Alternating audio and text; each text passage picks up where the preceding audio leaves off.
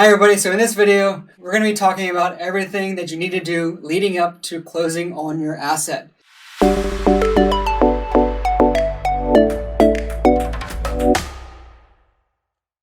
You've made it this far, you're almost across the finish line. There's just a couple more things you got to do before you can close, alright? So first you want to make sure that you reassign the PSA to the new entity that is set up that will take title of the property. In most cases, it is the investment LLC. Well, in all cases, it's going to be the investment LLC, where all your investors are part of that LLC, and then the management LLC is going to manage that LLC, if that makes sense.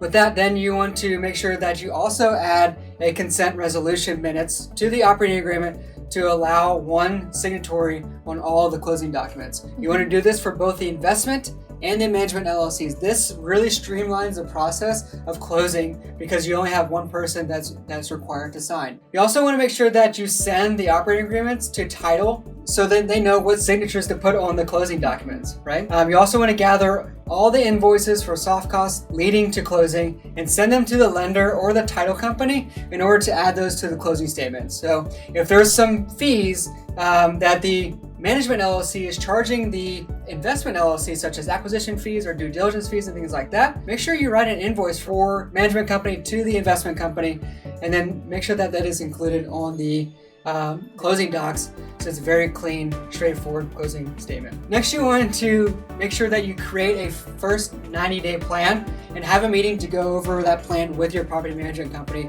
and review it. So in this plan, you're going to have, how they're going to turn each unit, and it's not like detailed specifics, but enough specifics in order to give them some guidance, right? You don't want to manage the manager, you want to lead the manager, right? Because you don't want to micromanage your property management company or you're paying them for nothing, right? Additionally, in that first 90-day plan, you're going to have targets that you're going to try to hit within the first quarter, second quarter, things like that, whether that's occupancy targets or income targets and things like that. Next, you want to send your year one operating budget to the property management company. You can kind of maybe put that in with your 90-day plan as well, just so that they know what targets you're trying to hit in the first year. You also want to put together your cash flow spreadsheet. This spreadsheet will track variances and free cash flow for distributions and things like that. Next, you want to check all the shipping labels that are sent from the lender for the closing documents. So the lender's attorney is going to send you, or whoever the lender or something like that is going to send you all the documents you need via email plus a shipping label. Make sure that shipping label is different for each person who's sending in documents. Make sure they didn't just create one shipping label and everybody's shipping under the same label. We've had that happen. It's not fun.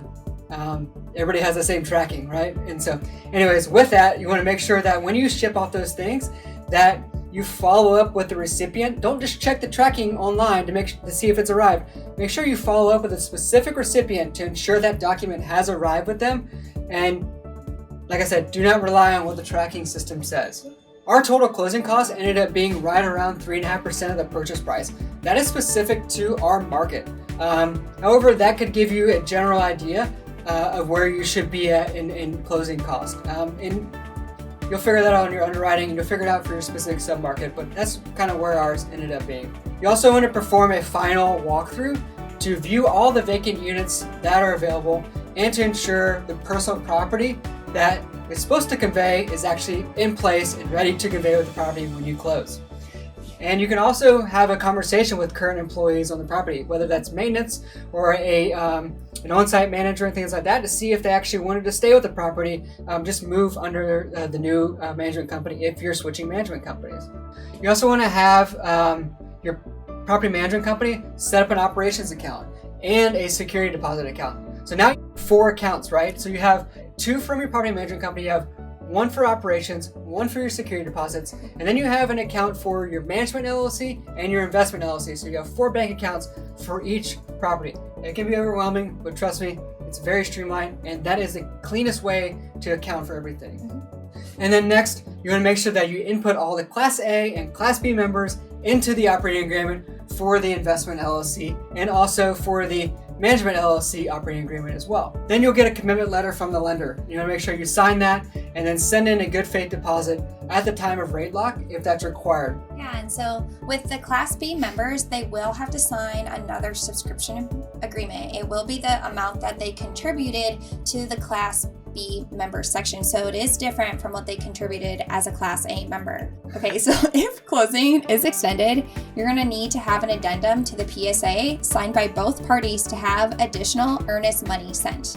This is pretty big, so make sure that if you think you're going to go over that time that you have this ready to go. You're also going to need a voided check from the property management operations account and an all ACH info for your mortgage payments. You're going to need to sign the deed, do the bill of sale, the assumption of leases, and the title affidavit. You're going to have to prepare blue sky filing fees, and this must be received by the state within 15 days of breaking impounds. That day, the 15 days does include like the travel time by mail, so make sure that you're giving yourself a couple of days before closing to have that all sent out. You're also going to want to ensure that your wire makes it to title before the lender's funding cutoff time. This is big because usually their time is, 10:30, 11:30, 12:30 in the morning, so you're just going to want to make sure that it's all in before any funding cutoff time. You're then going to want to wire funds to the property manager's operating account, and you're also going to want to ensure that your property manager's LLCs are added to insurance and send the copies of that to the property manager for their record. You're then going to want to wire funds to distribute the acquisition fee and the reimbursement of any other soft costs and earnest money.